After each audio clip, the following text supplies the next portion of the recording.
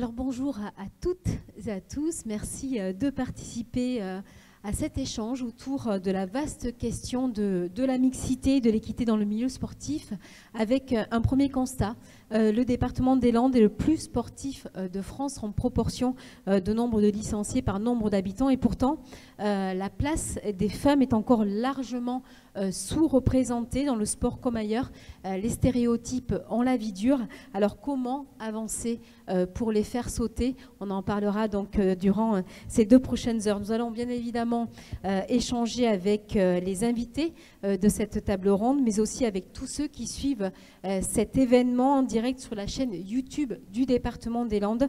Un grand merci à tous ceux qui se sont connectés. Donc je me présente, je suis Ludivine Tachon, je suis journaliste, je suis là aussi pour permettre donc aux internautes qui se sont connectés de participer pleinement à ces échanges et en nous faisant partager vos réactions et vos questions, et j'essaierai le mieux possible de les relayer auprès de nos invités autour de cette table. Bienvenue à toutes et à tous dans cette salle François Mitterrand, un lieu plus qu'inspirant à l'occasion de cette journée internationale du sport féminin. Nous sommes ici, vous le savez, dans un temple du sport féminin landais, le terrain de jeu de Basketland, les championnes de France en titre. Et l'histoire continue puisque hier après-midi, l'équipe s'est qualifiée pour les demi-finales de la Coupe de France. C'est une première dans l'histoire du club. Un club qui symbolise à lui seul la volonté des politiques publiques et démontre que le travail acharné de tout un collectif sans distinction de genre peut tirer la performance sportive au plus haut sommet du sport européen.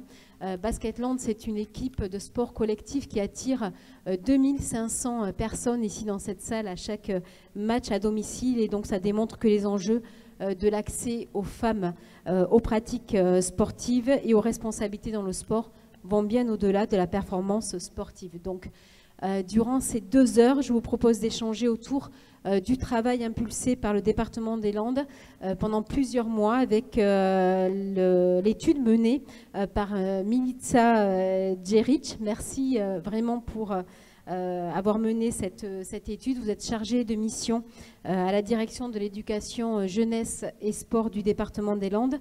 Mélissa, vous avez minutieusement établi un état des lieux sur la question de la place des femmes dans les pratiques sportives dans le département. On va voir tout cela en détail durant les 2 prochaines heures.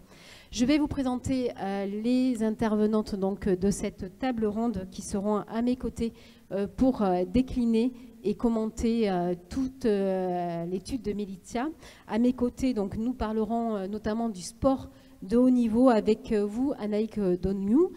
Vous êtes membre de l'équipe de France de la discipline du tir sportif au pistolet 10 mètres et 25 mètres. Bonjour Anaïk. Bonjour. Merci d'avoir accepté notre invitation. Nous échangerons notamment sur la thématique de la gouvernance dans le sport avec Barbara Canlorbe. Merci Barbara d'avoir accepté notre invitation. Vous êtes la première présidente du comité Landes de basket. Bravo. Oui, merci, c'est gentil. Nous resterons évidemment dans le basket avec la question essentielle, notamment de la médiatisation du sport féminin. Bonjour Céline Dumer. Bonjour. Je vais éviter de faire le CV, on va en avoir pour 2 heures. Cette fois championne de France avec le dernier titre gagné avec Basketland, une pluie de médailles, dont la médaille d'argent au JO de Londres en 2012. 262 sélections d'équipe de France. Alors c'est le record, hommes-femmes confondus, bravo. Merci. Et vous êtes aussi manager de l'équipe de France. Merci Céline d'être avec nous. Nous aborderons la promotion du sport féminin et la mixité avec Catherine Belleret. Bonjour Catherine, merci d'être avec nous. Vous êtes présidente du tennis club de Saint-Jour-de-Marenne et vous êtes aussi secrétaire générale du comité des Landes de tennis. Vous complétez cette superbe équipe. Merci, merci vraiment d'être avec nous. Permettez-moi d'excuser l'absence de Nadège Rameau, encadrante du club du Stade Montois Rugby et ex-joueuse internationale donc de l'équipe de France qui a dû annuler malheureusement sa participation ce matin. Je voudrais saluer donc les élus du département des Landes qui sont présents aussi pour participer à ces échanges. Madame Salima Sansou, conseillère départementale en charge de la promotion de l'égalité femmes-hommes. Merci beaucoup. Vous allez clôturer les débats aujourd'hui, et puis vous allez participer pleinement aux échanges. Et je laisse la parole à Henri Bedat. Vous êtes vice-président du département des Landes, chargé des sports. Je vous laisse, vous, le seul homme de cette table ronde, introduire donc les propos. Merci. Bonjour et merci. Je me sens un peu intimidé, finalement. En tout cas, je voulais vous féliciter pour avoir choisi ce lieu symbolique pour cette journée internationale du sport féminin. Et effectivement, quoi de mieux que se retrouver ici, sur ce parquet qui résonne encore des exploits de la veille. En tout cas, en tant qu'élu, je vais juste dire deux mots sur la politique du département et vous dire que depuis de nombreuses années, les élus ont choisi de soutenir les clubs, les dirigeants, les bénévoles et par là même donc les sportifs, de manière à encourager cette pratique sportive dans le département. Vraiment une volonté forte des élus, en mettant en place tout un ensemble de mesures. Donc, je ne vais pas citer, il y en a tellement, mais en tout cas, le plus emblématique, on parle surtout du soutien aux écoles de sport. Les écoles de sport, c'est la jeunesse. C'est 500 écoles de sport dans le département et les aides permettent donc aux dirigeants de faire fonctionner ce vivier. Ensuite, on a mis en place une aide pour les élèves qui rentrent en 6e pour la prise de licence sportive. Et ensuite, bien sûr, on a mis tout un panel d'aides également à la formation, à l'arbitrage, parce que aussi c'est important.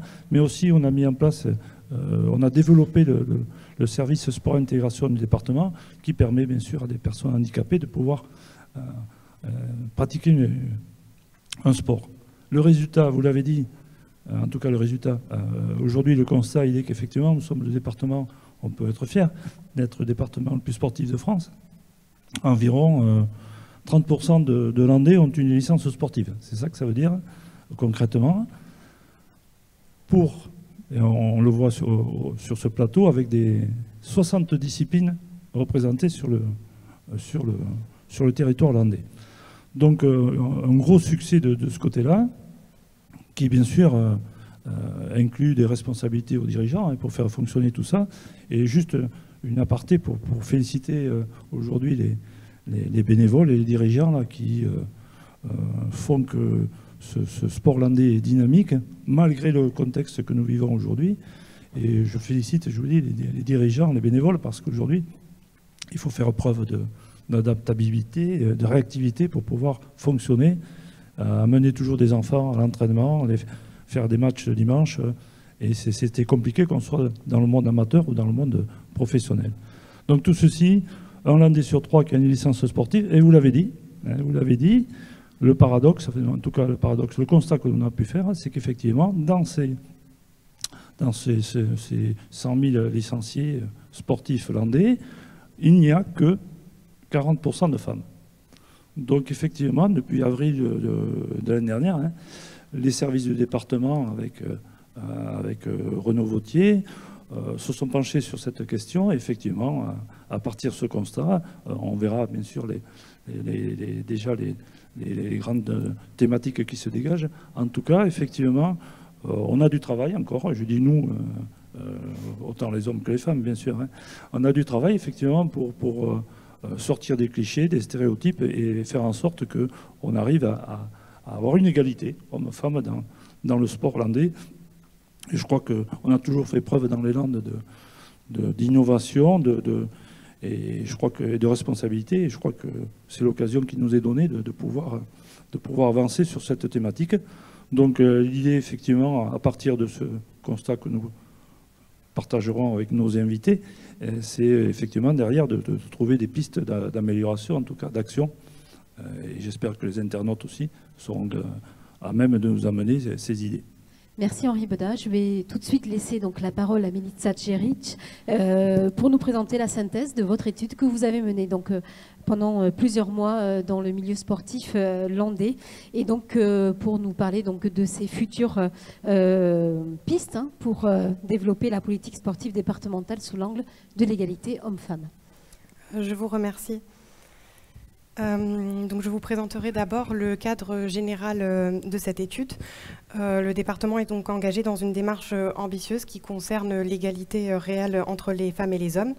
Et parmi donc les objectifs du nouveau plan d'action 2021-2023, une attention est donc portée pour intégrer la problématique d'un égal accès à l'univers sportif pour les femmes et pour les hommes. Et donc, comme ça a été mentionné, sachant que les Landes sont le département le plus sportif de France, l'enjeu d'un égal accès et d'une égale pratique dans l'univers sportif apparaissait donc comme très important. Parmi les objectifs de l'étude, une analyse genrée a été menée tout au long de l'étude pour comprendre justement les ressorts des pratiques différenciées des femmes et des hommes. Un portrait du territoire, donc avec comparaison entre régions, entre départements néo-aquitains, entre départements de même strate que le département des Landes a été établi, ainsi qu'un état des lieux sur les politiques sportives menées par le département des Landes. Pour les départements de même strate, donc il s'agit de départements comptant entre 350 000 et 450 000 habitants en 2019. L'objectif, c'était donc d'éclaircir l'origine des inégalités existantes pour proposer ensuite des actions qui vont viser à les réduire. Les différents freins et leviers d'action que nous avions identifiés au sein de l'étude ont permis donc d'établir un plan d'action donc avec des mesures précises.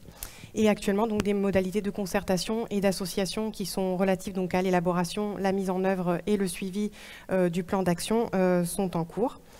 La présentation donc, du rapport final de l'étude sera examinée par l'Assemblée départementale lors de l'examen du budget primitif 2022 de la collectivité en avril de cette année. Donc, pour la méthodologie de cette étude, les sources de l'étude sont issues principalement de données 2018 et 2019 du ministère en charge de la jeunesse et des sports, notamment donc l'Institut national de la jeunesse et de l'éducation populaire INJEP, et donc plus précisément sa mission des enquêtes, des données et des études statistiques, MEDES. Et nous nous sommes appuyés donc sur les derniers chiffres avant la période Covid-19. Ensuite, d'autres données qui sont vraiment relatives aux politiques sportives mises en place par le département ont été récoltées au sein du service jeunesse et sport, mais aussi du service sport, intégration et développement, et donc d'autres services du département. Des données ont été aussi récoltées auprès des comités départementaux sportifs, du comité départemental olympique et sportif des Landes, de l'Union nationale du sport scolaire des Landes et donc d'autres institutions qui œuvrent dans le développement du sport telles que Profession Sport Landes. Et donc enfin, une série d'entretiens semi-directifs avait été menée donc, auprès des membres dirigeants des instances sportives. Donc ce qui ne sera pas une surprise, c'est que les études nationales et les données locales rendent compte d'une pratique inégale entre les femmes et les hommes. Donc le sport n'échappe pas à ces inégalités. Le point d'entrée de notre analyse c'est fait par les fédérations, avec une attention particulière sur les licences délivrées par les fédérations unisport olympiques, étant donné qu'elles recensent vraiment un très grand nombre de licenciés. Et l'unité, pour l'analyse choisie, l'unité de mesure, c'était la licence sportive. Donc pour expliquer un petit peu pourquoi, d'un côté, parce que la pratique libre est davantage portée par le secteur privé, mais aussi s'agissant d'une étude uniquement sur 9 mois, à partir du mois d'avril jusqu'au mois de décembre de l'année dernière. Et donc je vous présenterai à présent quelques tendances qu'on observe. Et on observe des convergences malgré quelques disparités territoriales, et donc que ce soit au niveau régional, mais aussi au niveau des départements néo-aquitains ou au niveau des départements de même strate que le département des Landes. Au niveau des départements néo-aquitains, tel que vous pouvez le voir sur le graphique, le département des Landes occupe le premier rang en Nouvelle-Aquitaine, avec un taux de 29,6 licenciés pour 100 habitants, soit 3 points d'écart, par exemple avec les Pyrénées-Atlantiques qui sont en deuxième rang. Il s'agit aussi d'ici de préciser qu'en Nouvelle-Aquitaine, il s'agit de 24,3 licences pour 100 habitants et que sur l'ensemble du territoire de la France métropolitaine, il s'agit de 22,4 licences pour 100 habitants. Mais néanmoins, donc, comme nous l'avions indiqué, la part des licences féminines ne suit pas cette classification. Et donc, on peut observer qu'il n'y a pas de corrélation donc, entre le taux de licenciés et le taux de licences féminines. Donc, on peut prendre à titre d'exemple, par exemple, le département de la Creuse, avec 40,3% de licences féminines, mais 25,3% de licences pour 100 habitants.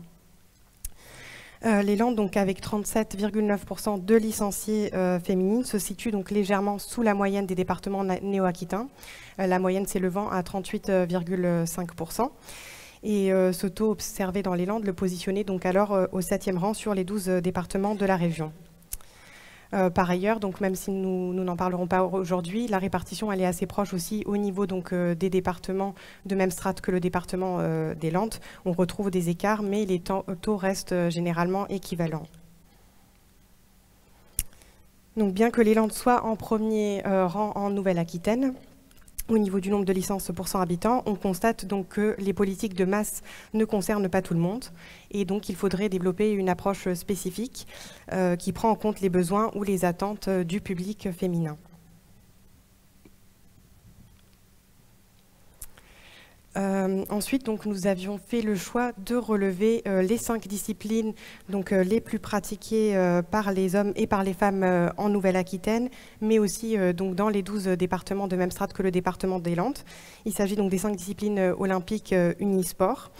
Je vous l'avais déjà mentionné tout à l'heure, mais c'est vraiment parce que ces ensembles représentent chacun une part significative sur le total des licences olympiques unisport, que ce soit donc, par sexe ou les deux confondus.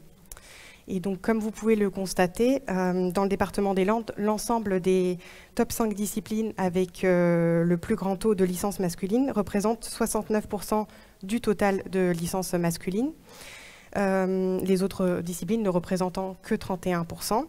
Et pour l'ensemble des top 5 disciplines landaises avec le plus grand taux de licences féminines, donc il s'agit d'un taux de 57% de licences féminines. Et donc pour vous présenter ces top 5 disciplines, donc en 2019 dans les Landes, les disciplines olympiques les plus pratiquées donc, par les hommes étaient le football avec 24%, le rugby 17%, le tennis 11%, le basketball 10% et le golf 7%. Et les disciplines les plus pratiquées donc, par les femmes étaient le basketball avec 18%, l'équitation 16%, le tennis 11%, et le handball et le golf qui se partagent les 6%. 6% et 6%. Et à titre comparatif, donc, avec la Nouvelle-Aquitaine, les 5 disciplines olympiques les plus pratiquées par les hommes étaient donc le football, le tennis, le rugby, le judo, jiu-jitsu et le golf. Et pour les disciplines féminines, donc, il s'agissait de l'équitation, le tennis, le handball, la gymnastique et donc en dernière place le basketball. Donc, comme vous aviez pu le constater, on observe donc une grande concentration de licenciés sur un très petit nombre de disciplines et aussi donc, un classement qui est différent en fonction du sexe selon une logique genrée. Malgré donc, les différences de taille des différents départements néo-aquitains, on observe quand même des différences en fonction du genre qui se profilent uniformément, quel que soit donc, le département. Je ne vous le présenterai pas aujourd'hui, mais donc par exemple le football est la discipline qui arrive systématiquement en première place, en tête du nombre de licenciés chez les hommes, souvent suivi par le rugby et ou le tennis. Et chez les femmes, c'est l'équitation qui est la discipline donc phare, sauf exception vraiment dans les Landes où il s'agit du basketball qui occupe la première position. De même, certaines disciplines telles que, par exemple, la gymnastique, la natation ou l'athlétisme, qui étaient absentes donc, dans les 5 disciplines les plus pratiquées par les hommes, vont se retrouver dans les 5 disciplines les plus pratiquées par les femmes.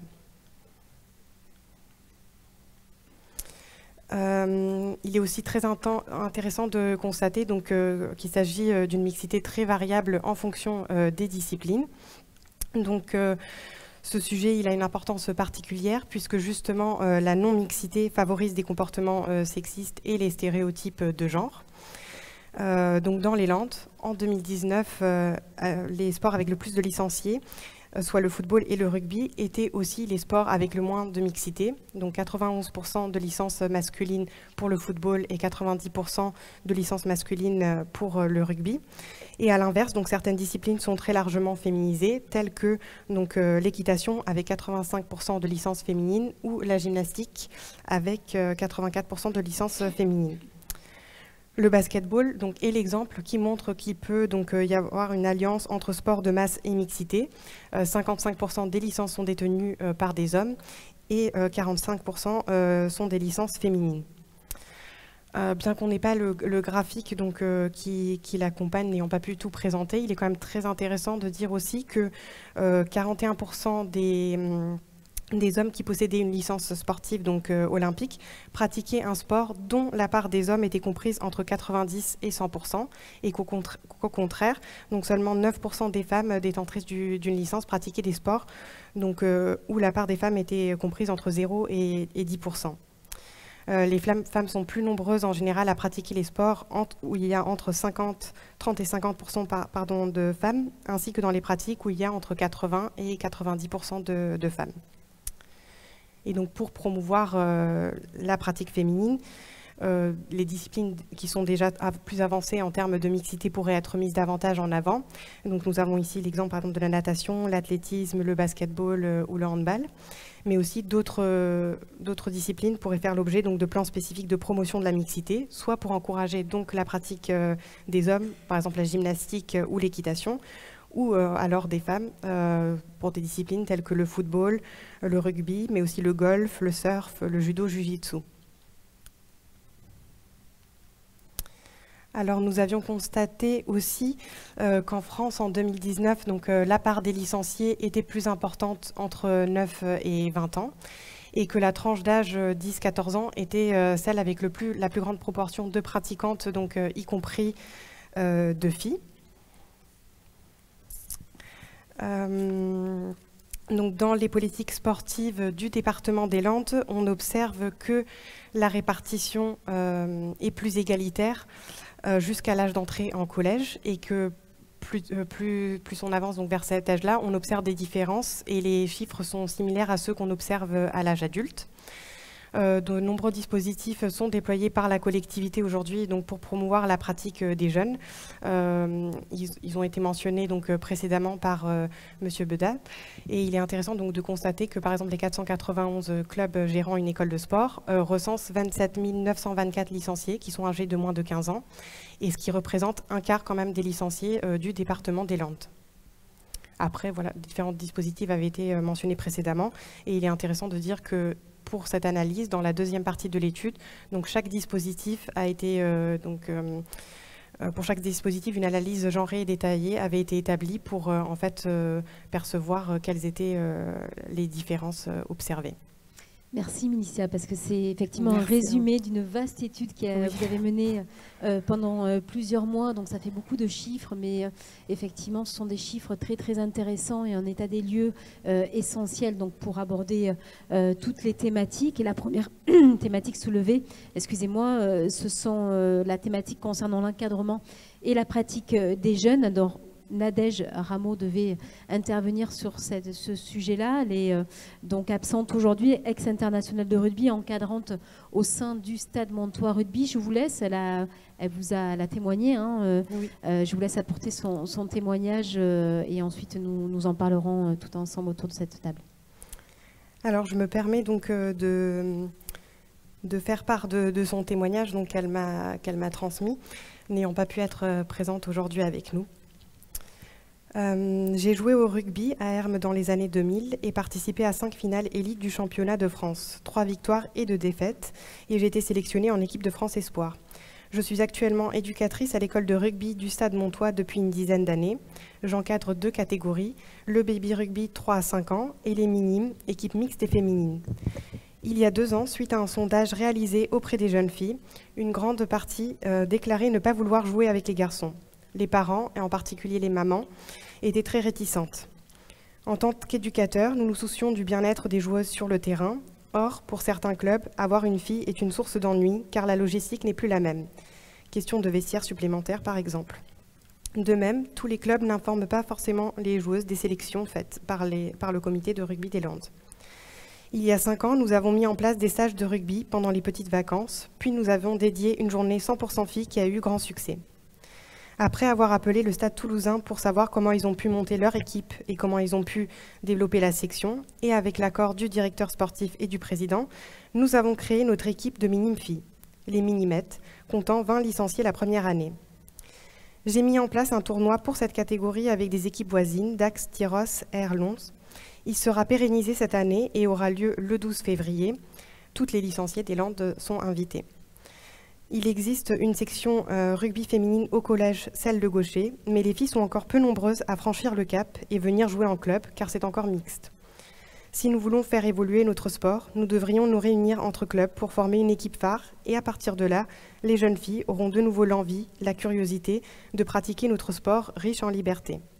Sauter, plaquer, tomber, se relever, percuter, courir, pousser, rager.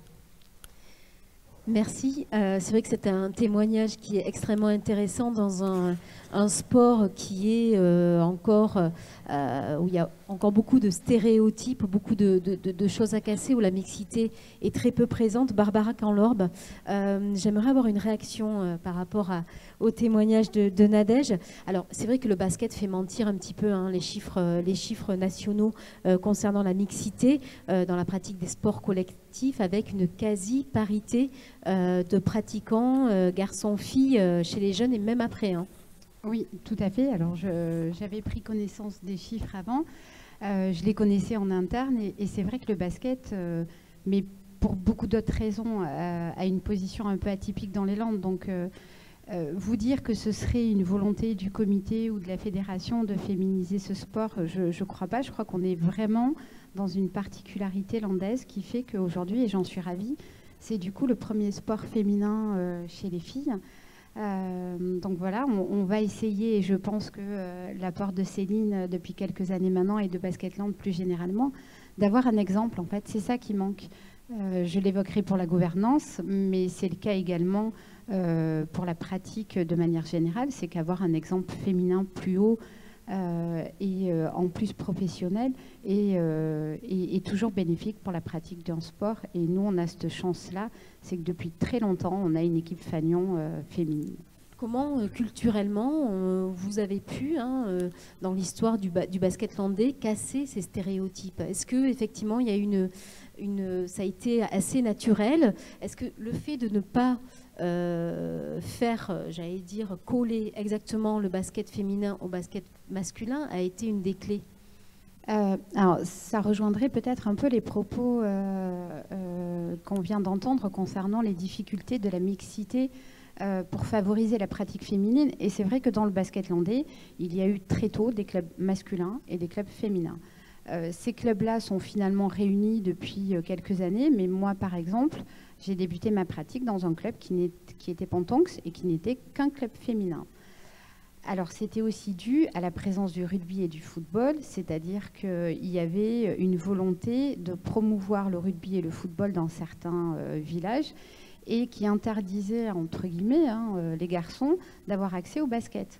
Donc, on a longtemps, finalement, vécu l'inverse, c'est-à-dire que le basket était finalement très féminin parce que c'était un sport dans lequel on incitait les filles dans la pratique et que par contre les garçons on les orientait plus vers le rugby ou vers le football, ce qui explique qu'il y a eu beaucoup de clubs féminins et que ça s'est resté longtemps dissocié, et ce qui met à l'aise sans doute une fille. Oui.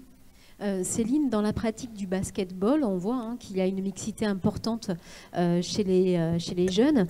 Est-ce qu'il y a une continuité? Est-ce que vous avez pu remarquer qu'effectivement, à un moment donné, il y a un frein à la pratique du basket? Non, c'est vrai qu'effectivement, on se rend compte que le basket féminin, comme on vient de l'entendre, c'est... Tout de suite, c'est pas deux sports différents, mais en même temps, on a bien dissocié. Je veux dire, quand on voit un match de basket féminin, il n'y a pas de dunk, il y a peut-être moins de choses spectaculaires, mais en même temps, on a quand même réussi à avoir une identité propre à notre sport qui a permis aux joueuses de pouvoir s'identifier. Effectivement, même si on a toutes rêvé, moi j'ai grandi avec Michael Jordan, à aucun moment je me suis dit que j'allais dunker. Parce qu'à côté de ça, je sais que j'avais des images, des modèles, des équipes qui étaient déjà dans l'élite, avec la possibilité de pouvoir reproduire des gestes que je pouvais faire toute seule chez moi. Et je pense que le fait de pouvoir s'identifier, de pouvoir reproduire des choses comme ça, ça a permis de continuer, de se dire que je commence à 9 ans ou que j'en ai 15, je peux continuer ma pratique et prendre énormément de plaisir dans ce sport-là. Catherine Belleret, le tennis est un sport individuel, hein, on a entendu, hein, qui est plébiscité par les jeunes filles. Hein. Les jeunes filles jouent au tennis. Jusqu'à quel âge on peut faire de la mixité chez les jeunes dans les groupes de tennis?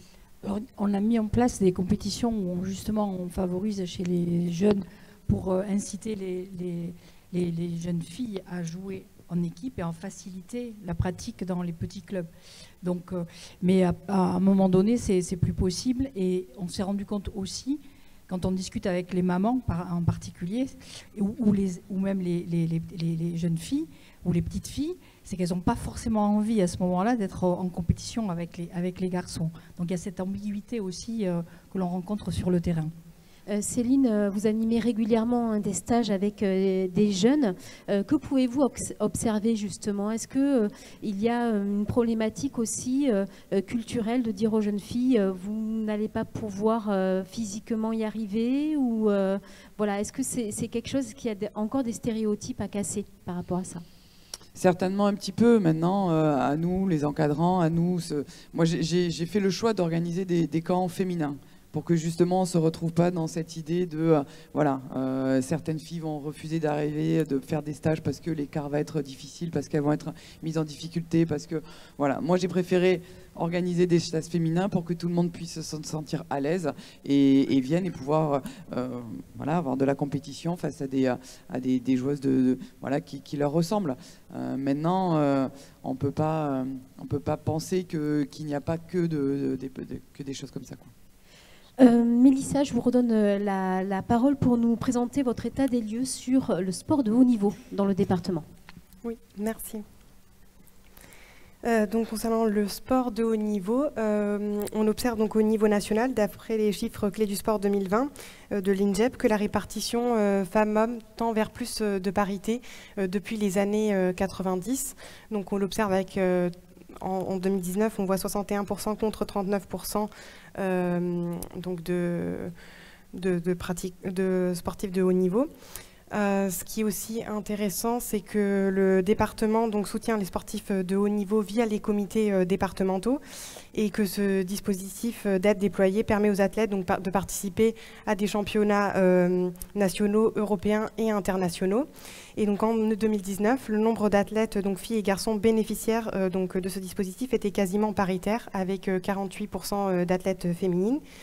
Et de même, en plus, il y avait une plus grande diversité dans les disciplines qui étaient accompagnées, dont par exemple le tir sportif. Justement, Anaïk Dognou est avec nous. Vous êtes sportif de haut niveau dans la discipline donc, du tir sportif. Vous êtes porte-drapeau de cette discipline au Stade Montois Rugby, avec en ligne de mire évidemment les JO de 2024 à Paris. Est-ce que vous pouvez nous expliquer votre parcours dans cette discipline jusque le statut de sportif de haut niveau? Oui, donc effectivement, j'ai commencé le tir en 2012 en arrivant dans les Landes, donc voilà, avec le fameux forum des associations, où là, vraiment, j'ai dit à mes parents, j'ai envie de déconner avant d'aller m'inscrire à la natation. Il n'y avait pas de contexte familial à la base? Pas du tout. Une pratique dans la famille?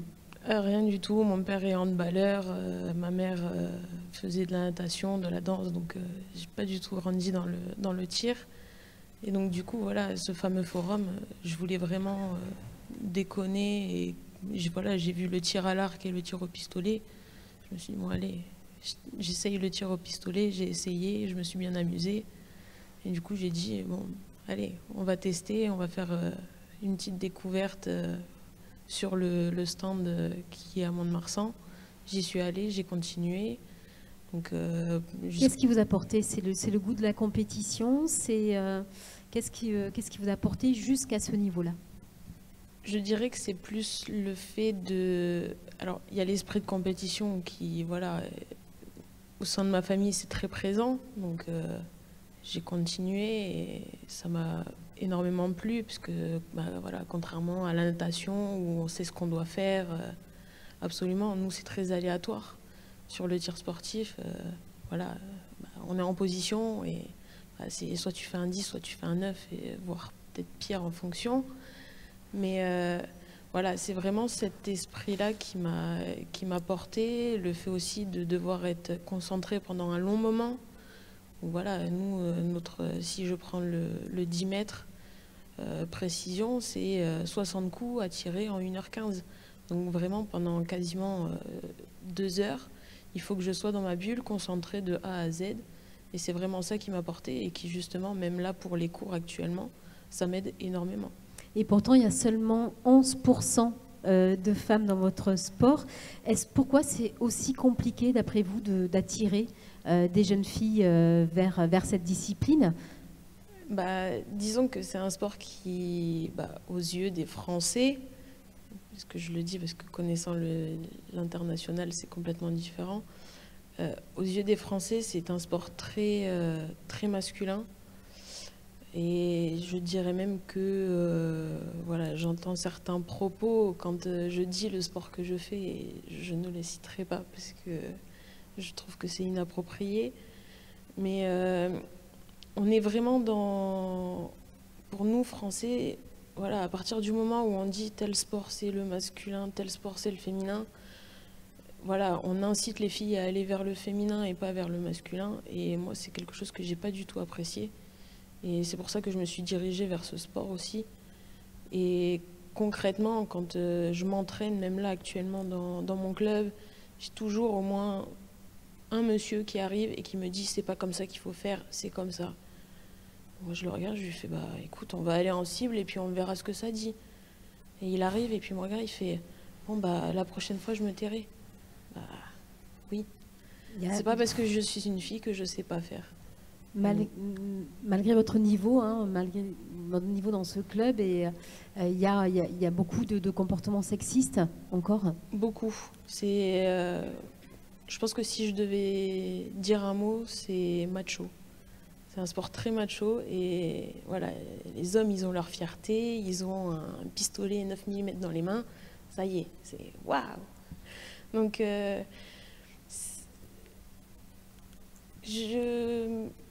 Est-ce que vous êtes les femmes dans le club, justement, est-ce qu'à un moment donné elles abandonnent un petit peu face à ces comportements-là? Est-ce que ça incite certaines femmes à arrêter?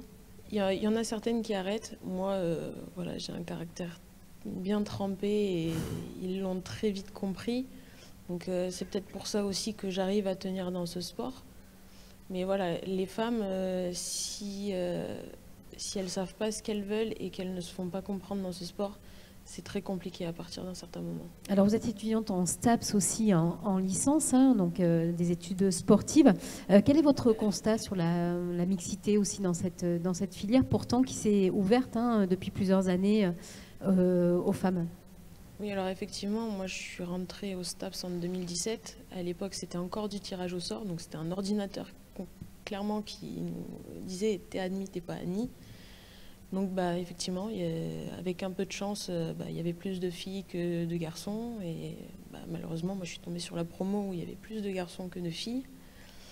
Au fil des années, voilà, le tri s'est fait. À partir de 2018, l'entrée en STAPS, c'était sur dossier. Donc là, on a commencé à faire un peu plus de mixité. Et là, si je prends moi l'exemple de cette année, donc en première année de master, sur 25, on est 4 filles. Est-ce qu'il y a des filières qui sont quasi inaccessibles pour les femmes aujourd'hui dans la formation sportive? Je pense pas. Je pense que la femme a toujours sa place. Après, voilà, il faut montrer qu'on a envie. Beaucoup plus que quand on est un homme. Il faut vraiment montrer une volonté beaucoup plus importante. Oui, il faut montrer qu'on a l'envie, vraiment qu'on veut y aller et que c'est pas parce qu'on est une femme qu'on ne sait rien faire. Céline, c'est un petit peu le même constat quand on est sportive et professionnelle de basket. Est-ce que on ne vit pas de la même manière, on ne gagne pas du tout le même argent, le même salaire quand on est un homme et une femme selon les niveaux? Oui, c'est un constat clair et précis, mais maintenant on le sait quand on commence le sport. Moi j'ai toujours tendance à dire On ne peut pas passer notre temps à se plaindre, on le sait. Maintenant, les raisons pour lesquelles on est sur un terrain de sport, c'est pour faire du sport, c'est pour prendre du plaisir, pour s'amuser. Quand on arrive dans un club et qu'on se sent voilà, un petit peu chahuté, là, ça devient dur et là, c'est compliqué. Maintenant, quand il s'agit de gagner plus d'argent ou pas, c'est un autre sujet sur lequel il faut, voilà, faut mesurer un petit peu nos propos. Maintenant, il faut se sentir à l'aise. Si on ne se sent pas à l'aise dans un vestiaire, sur un terrain, parce qu'on est une femme, parce qu'on est entouré d'hommes qui... Là, ça devient compliqué et là, il faut vraiment se battre et il faut taper du poing sur la table. Après, à côté de ça, tout ce qui devient financier, c'est un autre voilà. C'est un autre sujet. C'est un autre sujet qui... Un autre débat sur effectivement les différences hommes-femmes dans le sport et ailleurs, hein, évidemment. Barbara, quand vous entendez les propos d'Anaïk, ça vous fait quoi de voir qu'il y ait autant de stéréotypes et de sexisme dans le milieu sportif? Ce que je retiendrai des propos d'Anaïk, c'est surtout de me dire, en fait, pour que la femme aille haut et loin, il faut qu'elle soit exceptionnelle. Un homme, j'allais dire lambda, hein, pourra suivre un parcours, pourra intégrer l'école qu'il a envie, pourra faire ce qu'il veut. Et une femme, nécessairement, à partir du moment où il y a une domination masculine, il faudra qu'elle soit exceptionnelle, qu'elle ait le tempérament que tu peux avoir, qu'elle ait l'envie que tu aies, et qu'elle aille encore plus loin, encore plus haut. Et ça, je trouve ça foncièrement injuste, en fait. Je ne vois pas pourquoi, mais c'est un parcours un peu pour tout. Hein. Si je devais parler en politique, tous les parcours féminins, à partir du moment où il y a une domination masculine, sont nécessairement exceptionnels. C'est des circonstances qui ont fait qu'on en arrive là, qu'on s'est battu, on nous demande 10 fois plus, en fait. Et ça fait que me prouver ça, et je trouve ça dommage. C'est un combat, on le voit aussi dans le tennis, Catherine Belleret, et notamment dans les sports individuels où effectivement l'environnement familial est parfois propice, hein, c'est-à-dire qu'on voit dans les carrières de sportives de haut niveau, au niveau du tennis, hein, c'est souvent l'environnement familial qui le tire. Hein. Donc c'est plus compliqué effectivement pour une jeune fille qui a du talent de faire carrière. Je ne suis pas sûre que ça soit plus compliqué si elle a la capacité de le faire, mais on le voit surtout sur les pratiques en général, dans les chiffres de pratique, où on a moins de compétitrices dans les filles. Au niveau des Landes, on n'a que 40% des licenciés qui font de la compétition. Donc le niveau n'est pas très très élevé. Donc on a des plans d'action et des actions à mettre en place si on veut justement que les jeunes aient le goût de la compétition et viennent davantage à la compétition, avec la notion de plaisir, qui est très importante aussi chez les jeunes filles et chez les femmes. Et après, c'est pouvoir avoir des accompagnements des sportifs pour que tout soit mis en place. Et c'est le rôle des actions que l'on peut mettre en place au niveau fédéral et départemental pour inciter, aider à faire davantage, être accompagné. C'est l'accompagnement, je pense, qui est important. Oui, parce qu'on a vu avec Anaïk qu'il faut avoir une sacrée force de caractère. Hein. Céline, c'est la même chose pour ensuite pouvoir continuer la pratique sportive. Barbara, à un moment donné, effectivement, il y a un âge où la pratique sportive féminine décline fortement. Oui, est-ce qu'on arrive à savoir pourquoi? Quel est le premier frein? C'est le frein sociétal, social? Oui, je pense. Alors nous, et je crois pour avoir discuté un peu avant le début de la conférence, que c'est généralisé, et ça ressort également de l'étude. Il y a l'entrée au collège qui est la première symbolique, et pour nous au basket, ce serait vraiment finalement le secondaire, c'est-à-dire l'arrivée au lycée, où là, finalement, le sport, et je ne sais pas pour quelle raison, apparaît moins essentiel aux yeux des filles. C'est-à-dire que les garçons, eux, vont continuer leur pratique avec leur environnement amical, familial, et la fille va très vite arrêter, alors peut-être pour se consacrer aux études, peut-être pour faire un sport avec plus de liberté et moins de contraintes, et là je parle de la pratique du basket qui impose des entraînements, des compétitions le week-end. Je ne sais pas pourquoi elles font ce choix-là finalement d'abandonner, et on essaie d'y travailler dessus parce qu'on a vraiment une chute de licenciés en U17, U20 et qu'on va retrouver après un peu plus tard. Mais Anaïk, c'est un constat que vous avez fait en tant que sportive. Vous, voilà, vous avez quoi, 23, 24 ans? Oui, effectivement, j'ai 23 ans. Et alors, nous, c'est plus l'arrivée à l'université, où là, il y a vraiment cette cassure. Donc, on va dire vers fin des années juniors, début senior. Donc, voilà, là, souvent, les filles vont plus se consacrer à leurs études qu'au tir. Bon, après, nous, c'est vrai qu'on a les entraînements, on peut en faire 1, 2 par semaine. Et après, on a 3 compétitions pour se qualifier, enfin 2, on a les départementaux, les régionaux pour se qualifier aux France, donc, et pour le 10 mètres et pour le 25 mètres, donc ce qui fait approximativement 6 compétitions sur l'année au niveau national. Donc voilà, on n'a pas, comme au basket, le fait d'avoir les matchs les week-ends, les entraînements pour préparer le match. Donc voilà, nous, on arrive à aller jusqu'à l'université. C'est l'avantage. Madame Sansou, j'aimerais vous faire réagir sur cette thématique. C'est culturel, c'est historique. On n'incite pas non plus peut-être les jeunes filles à continuer la pratique sportive, et c'est un problème dans justement l'égalité homme-femme à ce sujet-là. Effectivement, je relève ce qu'a dit Anaïk par rapport déjà à ce qu'on demande à une fille de prouver qu'elle a vraiment envie d'aller jusqu'au bout, plus qu'à un garçon. Et ensuite, pour être entourée de jeunes filles de 16 ans et plus, c'est vrai qu'à partir de 16 ans, elles se concentrent plus sur leurs études. Et au niveau de l'entourage, on va plus facilement pousser un garçon lorsqu'il a de bons résultats sportifs. On va être vraiment derrière pour le pousser encore plus loin que la fille où finalement... culturellement et un petit peu sociétalement. On peut lui dire tu ne vas pas forcément y arriver, tu vas pas forcément arriver à tout faire, les études, le sport, les loisirs, les copines, voilà, on le dit plus facilement, alors qu'un garçon en fait il est libre, il fait pour lui il fait sa vie et on l'incite justement à dire bah oui, les copains tu les vois au sport quoi. Voilà. On pardonne moins à une fille de pas réussir ses études qu'un garçon, et alors qu'un garçon, on va l'accompagner, même s'il ne réussit peut-être pas les études, mais qu'il réussisse au niveau sportif, on va être plus dans l'accompagnement que pour les filles. Et je reconnais des discriminations vis-à-vis des filles, mais à tous les niveaux de la société. Et c'est vrai qu'on est au niveau des filles, même ceux que nous, on accompagne sur certains quartiers, on va vraiment plus être dans pousser le garçon que la fille, à qui on va très vite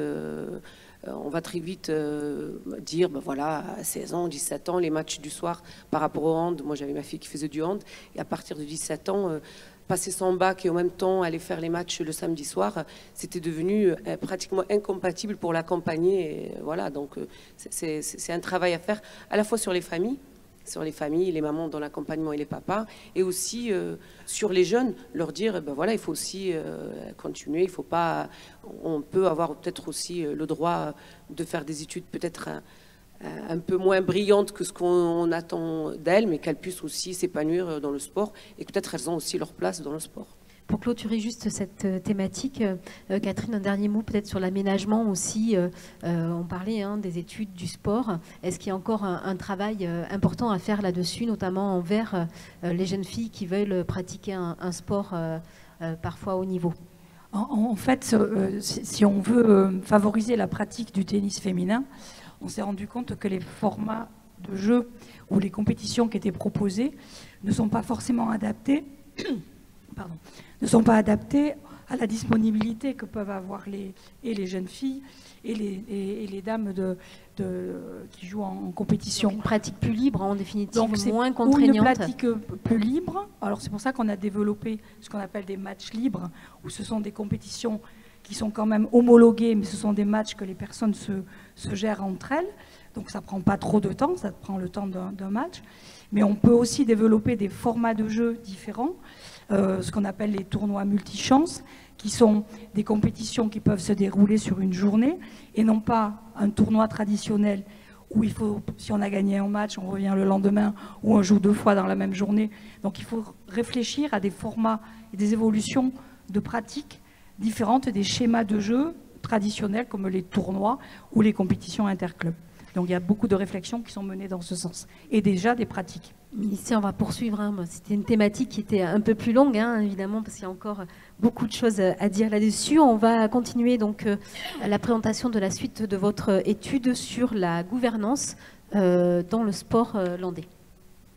Oui. Donc, concernant la gouvernance, on constate donc, que les instances dirigeantes du sport sont souvent considérées donc, comme des lieux où peu de femmes trouvent leur place, alors que la gouvernance est pourtant un moteur donc, pour engager des changements dans le milieu sportif. Donc, au niveau national, sur les 113 fédérations sportives recensées, uniquement 16 sont présidées par des femmes, d'après les chiffres clés de l'INJEP de 2020.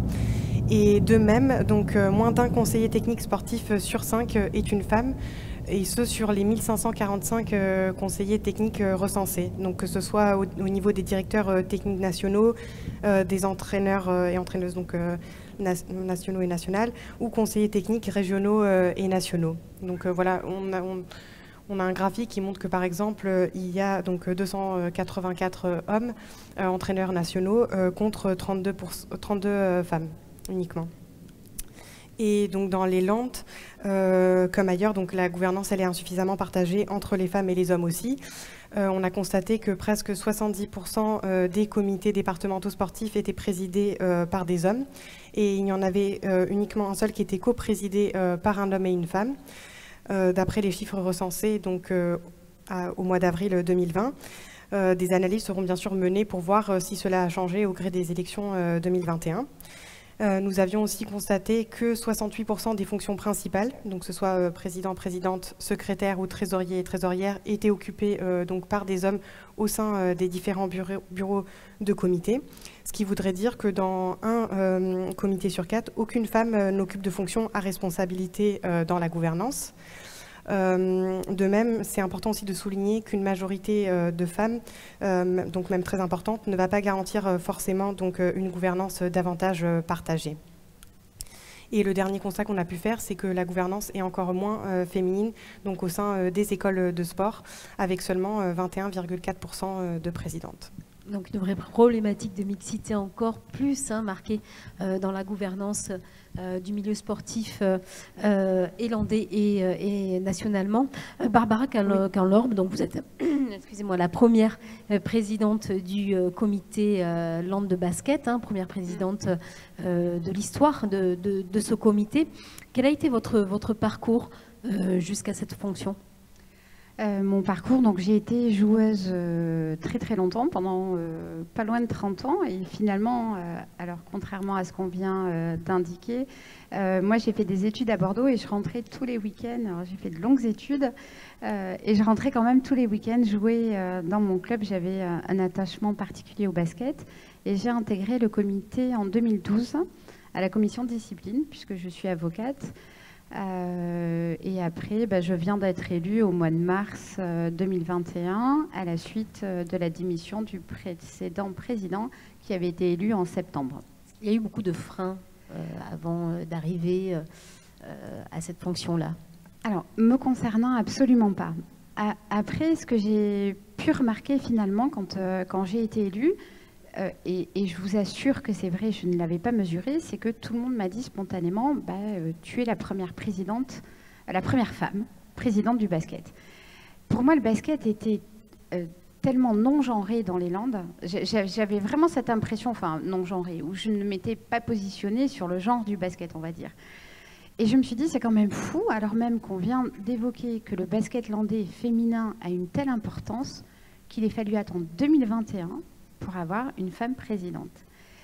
Et spontanément, après m'avoir félicitée, on m'a très vite dit « Mais comment tu vas faire avec ta vie de famille et ton travail? T'es folle, pourquoi t'as accepté ça? Tu vas pas y arriver. Nécessairement, tu vas sacrifier quelque chose dans ta vie. » Et je suis convaincue que cette question-là, on ne l'a pas posée à mes prédécesseurs, à aucun de mes prédécesseurs.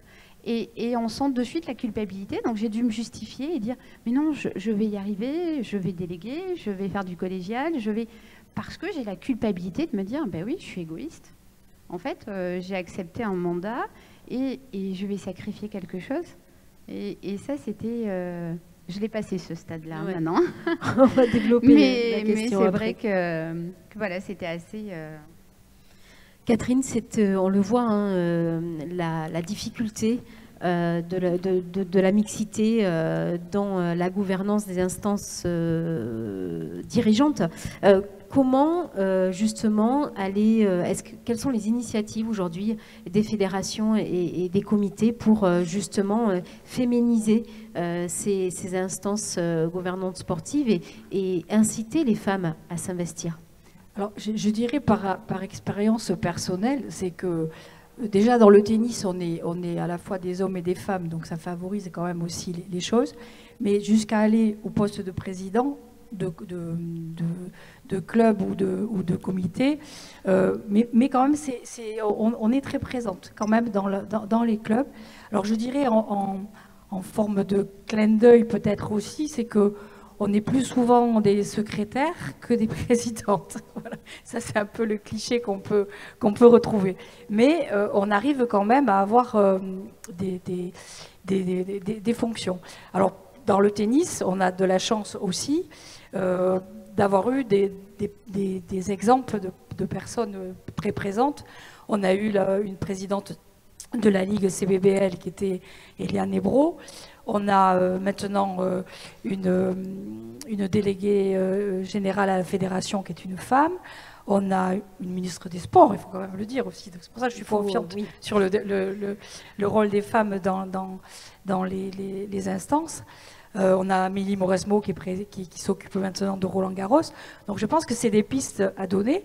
Et aussi, ce que je voulais le dire aussi tout à l'heure quand on en parlait, il y a le rôle de la médiatisation qui est très très important pour que les jeunes filles ou les femmes aient envie de s'investir et envie de jouer aussi. Et on l'a vu pour le développement d'un sport qui se fait parce qu'il y a eu des résultats où il y a eu de la médiatisation. Après, dans les instances, on peut jouer sur la formation des jeunes dirigeantes. Ça, c'est des plans d'action qui peuvent être mis en place par les fédérations. On peut jouer sur les quotas qui sont imposés dans les élections des Il faut passer comités. par là. On le voit dans les engagements politiques, on le voit dans beaucoup d'instances aujourd'hui où on essaie d'aller vers de la parité. Donc le comité des Landes, on n'est pas trop mal. Je voulais donner le chiffre, on était 9 femmes pour 12 membres, puisque les comités, on leur a imposé d'avoir 30%. Voilà, on en passe par là, effectivement.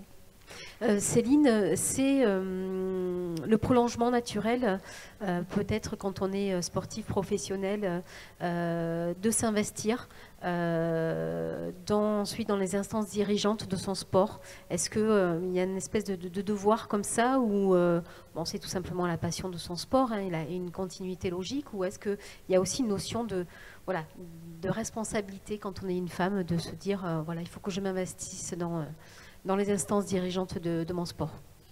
Je pense que ça, c'est vraiment propre à chacune. Et comme l'a dit Barbara, je pense que souvent la question de... j'ai fait du sport pendant quelques années, j'ai mené mes études, je vais avoir un métier, je vais fonder une famille. Est-ce qu'en plus de ça, rentrer dans un rôle comme ça de bénévole ou même dans un comité, ou donner de son temps en plus, ça c'est une vraie question à un moment donné qui peut être posée, mais qu'on peut nous poser, mais qu'on se pose nous-mêmes. Et ça, je pense que beaucoup de femmes, malheureusement, auraient tendance à culpabiliser en se disant non, je vais peut-être pas y arriver, ou je vais sacrifier quelque chose dans ma vie. Mais la passion, moi personnellement, la passion est plus forte que tout ça. Donc du coup, je me pose pas ce genre de questions et je me crois capable de pouvoir essayer de tout faire correctement en essayant de m'investir, parce que c'est... Encore une fois, que ce soit sur un terrain ou dans un bureau, ou quand on fait quelque chose par passion, personne, qu'on soit une femme ou un homme, personne ne peut nous arrêter, personne ne peut nous dire tu vas pas y arriver. Non, moi je suis passionné, j'aime ce que je fais, je vais essayer de donner le meilleur de moi-même. On s'en fiche que je sois une femme ou un homme. Ce qui m'importe, c'est de vouloir apporter ou de vouloir rendre ce que j'ai vécu ou ce genre de choses. Après, le constat, ce sont aussi les résultats, et notamment dans le basket, avec de plus en plus de femmes coachs, de plus en plus de femmes dirigeantes au niveau des clubs. Là aussi, ça prouve que les femmes ont leur place et ont du succès dans les résultats. Promouvoir ça, c'est important aussi. Oui, c'est important, et comme on vient de le dire, je pense qu'on a vu des femmes qui ont réussi. Que ce soit Valérie Garnier, anciennement entraîneur national, qui a réussi. Donc du coup, ça donne une image, ça donne de l'espoir pour des jeunes entraîneurs qui se disent quand je commence à faire mes premiers diplômes... On vous entend plus trop. Est-ce qu'il y a un petit souci de micro peut-être ? Normalement, il marche. Oui, Céline, merci. Bon. Voilà. Pardon. Et donc, on voit de la réussite. Donc, on peut, quand on commence un engagement, on se dit, on peut y arriver, on peut voir une évolution. Il y a de la place pour les femmes. On a vu un entraîneur national qui était une femme. On a vu, à différents postes. Julie ici, à Basket-Land. Voilà, Marie-Laure Lafargue, qui est présidente de ce club-là. Donc, on voit des personnes qui arrivent, des femmes qui réussissent. Donc, ça peut aussi permettre des fois à des jeunes femmes de se lancer en ayant cet objectif aussi de réussite. D'ailleurs, hier, c'était un beau match de présidente entre Marie-Laure Lafargue et Marie-Sophie Obama. C'était deux grands clubs présidés par des femmes. Anaïk Doniou, c'est encore plus compliqué dans les sports de niche, effectivement, d'avoir des femmes dans les instances dirigeantes. Ça vous inspire quand même, effectivement, ce qui se passe au niveau du basket ? Oui, effectivement, c'est très inspirant. Après, nous, on a un sport qui est très masculin, donc au niveau des différents comités, ou même les bénévoles, nous, dans notre club, on en a très peu. Enfin, c'est plus du masculin. Effectivement, on essaye d'avoir un pourcentage de femmes au sein du comité correct. Sur des postes décisionnels aussi, je pense que c'est important à un moment donné. Alors, sur les postes décisionnels...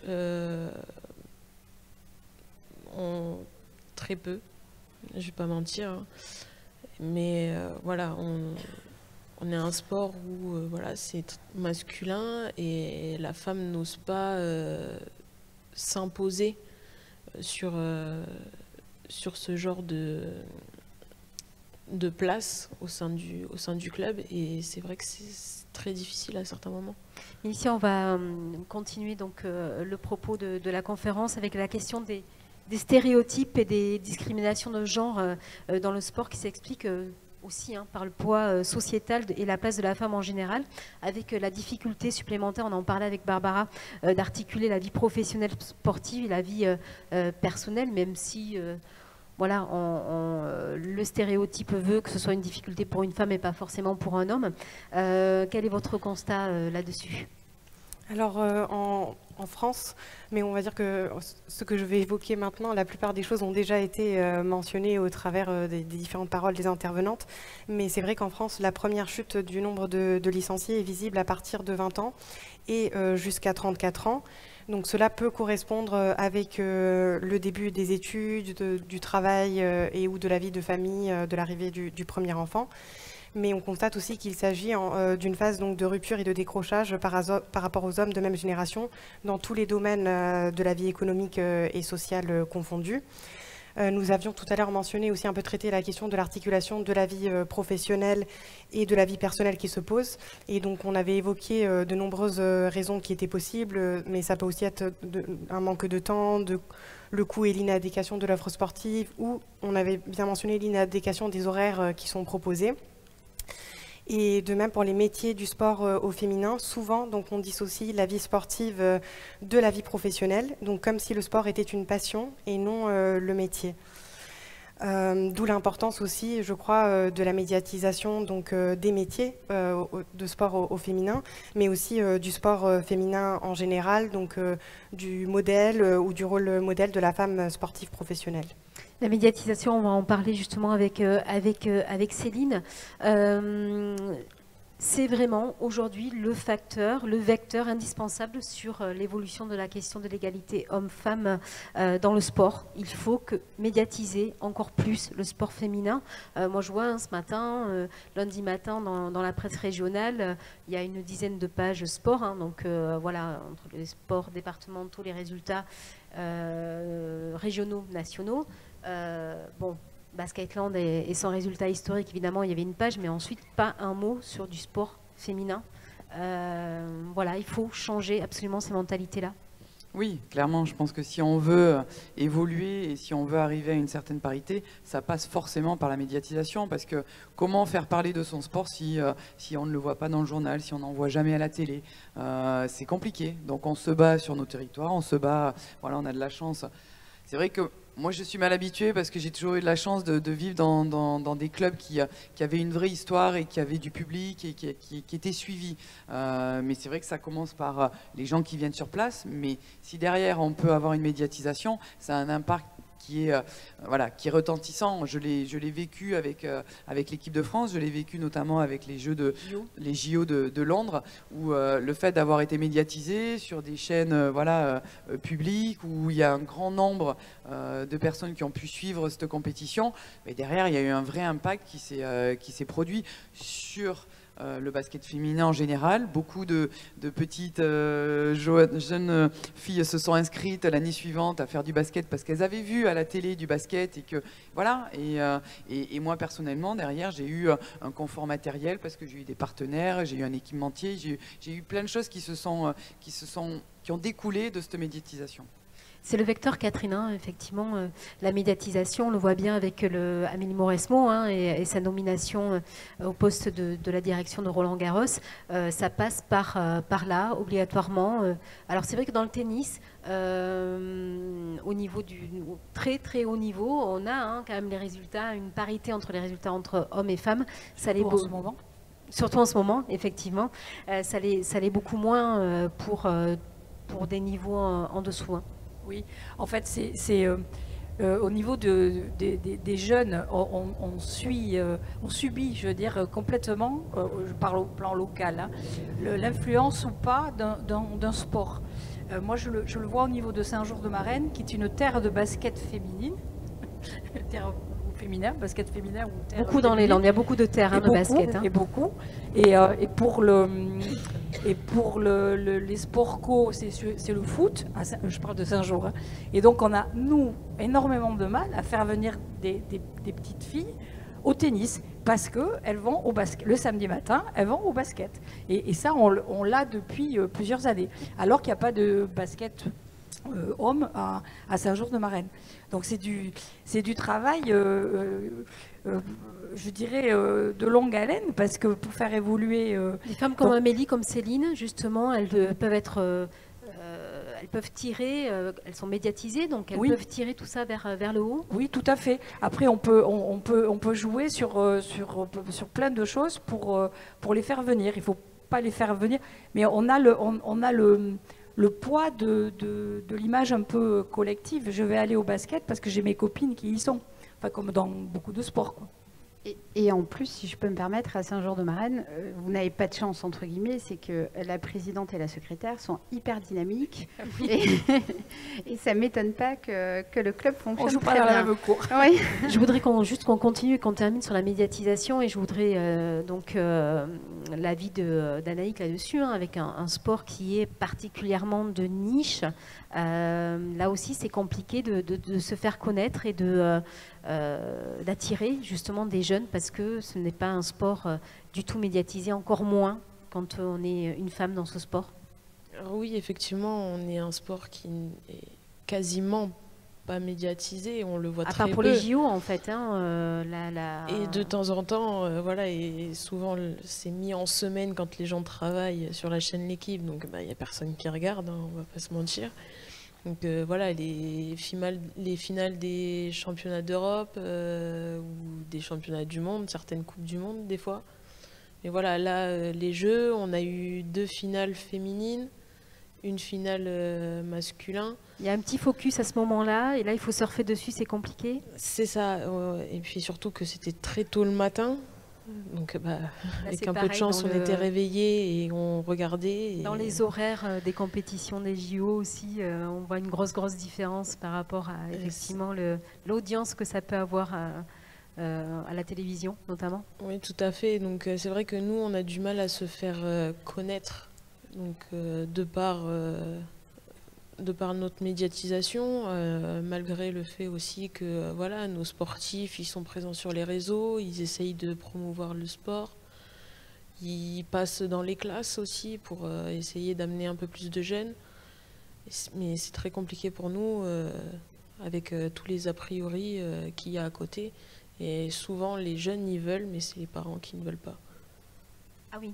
Oui, malgré la médiatisation, c'est souvent les parents qui sont réticents. C'est l'image du sport, peut-être, de ce sport avec une arme, peut-être qui peut être... Voilà, c'est surtout l'utilisation d'une arme qui rend les parents souvent très réticents à ce sport.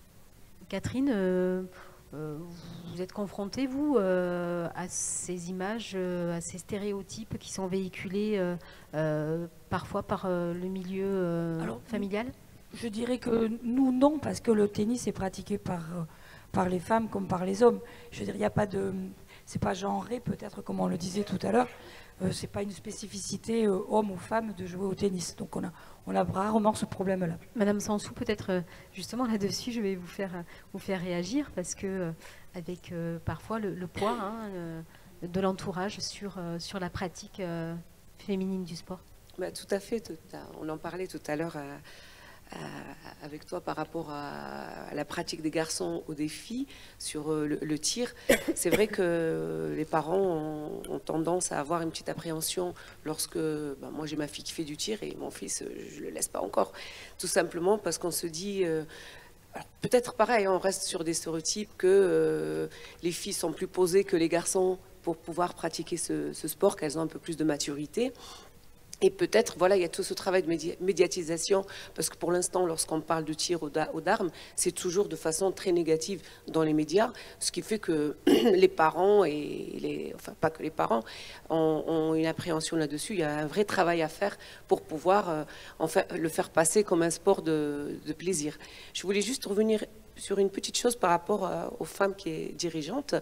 Je me dis qu'on a vraiment tort collectivement de ne pas laisser les femmes diriger, tout simplement parce qu'une femme, dès le début, quand elle a des enfants qu'elle amène à faire du sport, elles ont déjà un sens de l'organisation tel qu'elles peuvent très bien, elles sont multitâches, elles peuvent à la fois suivre la carrière d'un enfant, faire leur propre carrière et en même temps aller regarder le match des copains. Donc c'est vraiment pour dire, si on fait un petit micro-trottoir par rapport aux mamans qui sont au foot, au rugby ou à la danse ou n'importe, on se rend compte que ce sont des vraies dirigeantes, c'est des vrais chefs d'entreprise et elles arrivent à planifier une semaine ou même un mois de façon remarquable.